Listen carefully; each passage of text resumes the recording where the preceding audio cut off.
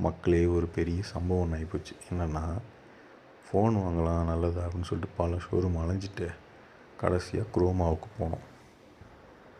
குரோமாவில் போனால் iPhone, Samsung, Vivo, Oppo எல்லாமே இருந்தது. இதில் ஒரு ஃபோனு ரொம்ப சூப்பராக கேமரா இருக்கே அப்படின்னு சொல்லிட்டு இந்த ஃபோனை சூஸ் பண்ணலாம் அப்படின்னு ரியல்மி 15 சூஸ் பண்ணோம். அதில் 2 மாடல் இருந்தது. ஒன்றுத்தில் 30,000 ப்ளஸ் ப்ரைஸு, இன்னொன்று 25,000 ப்ளஸ் ப்ரைஸு.